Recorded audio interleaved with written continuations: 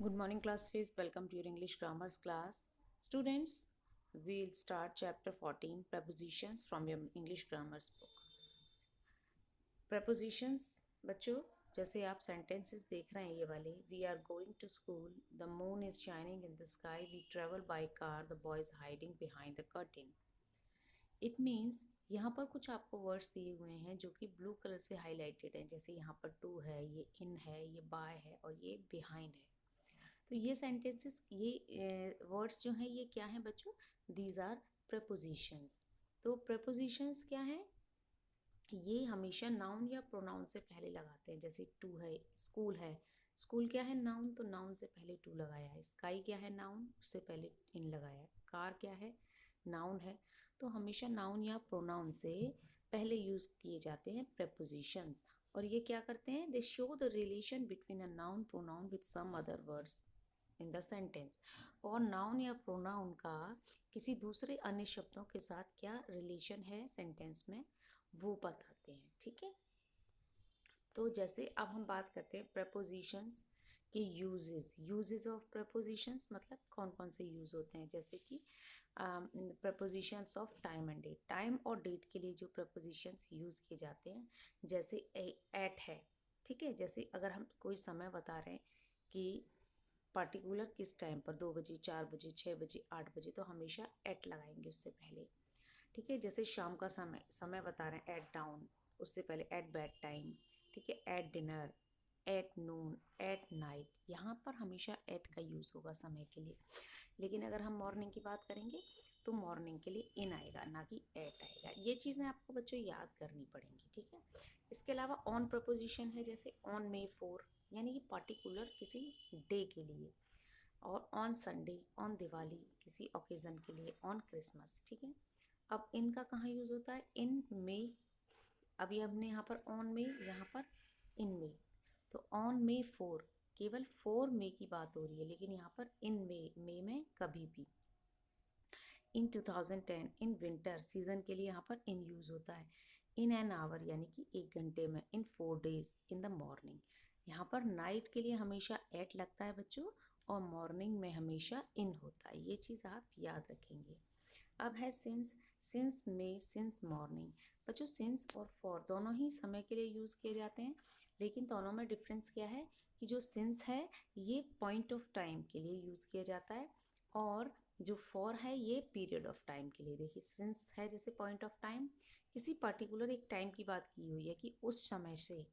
और यहाँ पर जो फॉर होता है, for 3 days, for 4 days, duration होती है ना, 4 दिन का अवधि, एक तरीके से अवधि बताई जाती है, 2 घंटे से, 4 घंटे से, और 2 दिनों से, कुछ मिनट से। लेकिन यहाँ पर जो सिंस होता है ये हमेशा पॉइंट ऑफ टाइम की बात करते हैं सिंस के साथ, जैसे मे, या सिंस मॉर्निंग, या सिंस 2 o'clock। तो पर्टिकुलर टाइम दिया गया होता है यहाँ पर। इसके अलावा है bye.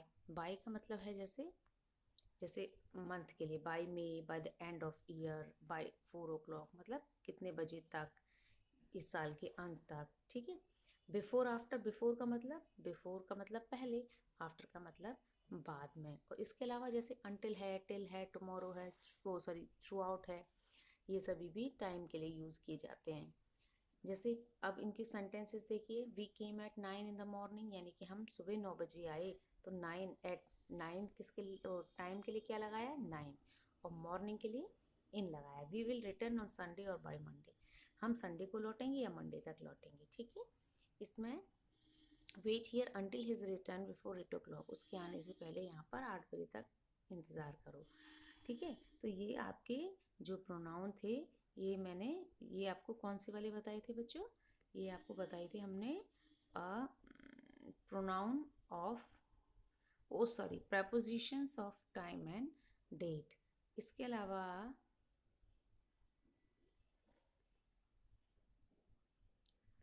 Propositions of time and date, फिर है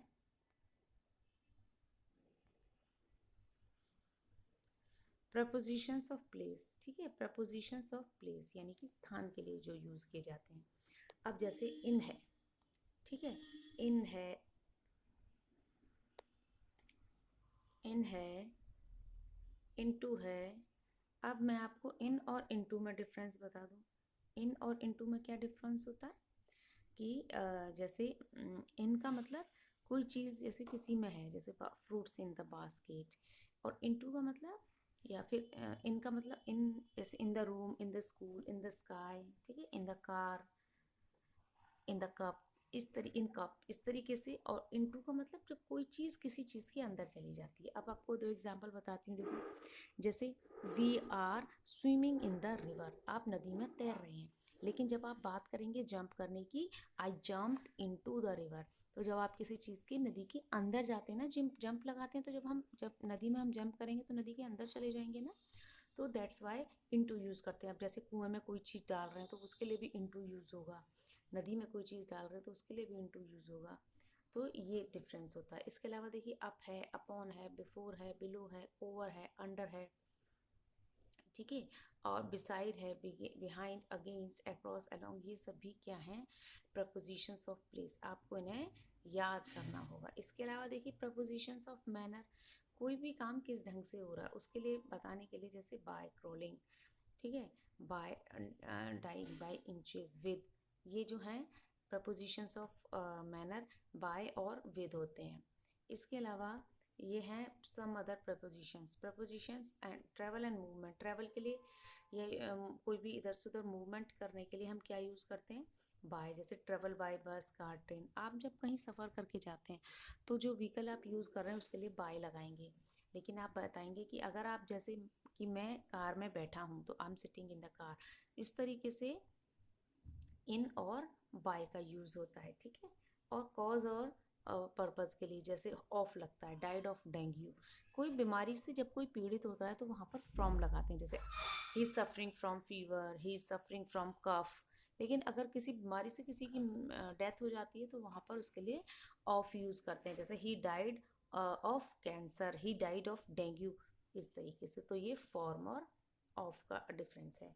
इसके अलावा बच्चों, जैसे यहाँ पर अभी बताया, suffering from fever and shivering with cold, कि ठंड से कप कपी है, तो विद, फ्रॉम और ऑफ का यूज़ करते हैं। इसके अलावा एक्सरसाइज नंबर 1 जो है, I have completed this in your textbook, you have to write down this exercise in your notebook, okay.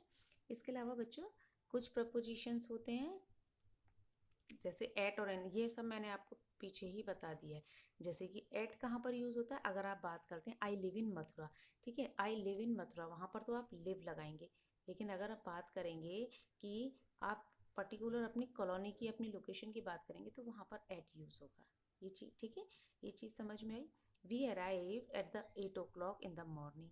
अब जब आप यहाँ पर एट का यूज़ कहाँ करेंगे? Point of time, 8 o'clock। और इनका यूज़ होगा period of time, just like since और फॉर की तरीके से। ये एक्सरसाइज भी मैंने आपको यहाँ कर दी है, इसको बुक में कर लीजिएगा। इसके अलावा बहुत ज़्यादा डिफ़िकल्ट नहीं है बच्चों, सारे आप इनको पढ़ के देख सकते हैं। इसके अलावा ये जो एक्सरसाइज नंबर 3, इसको नोटबुक में नहीं करनी है, सिर्फ बुक में करनी है, क्योंकि ये वाला चैप्टर मैंने कब लाइव क्लास में भी करा दिया था। तो अब ये इनफ है सबके लिए। और इसके अलावा जो भी आपका सिलेबस है उसको मैं कंप्लीट करा दूँगी। जो 1-2 चैप्टर बचे हैं, ऑलमोस्ट हो ही चुका है।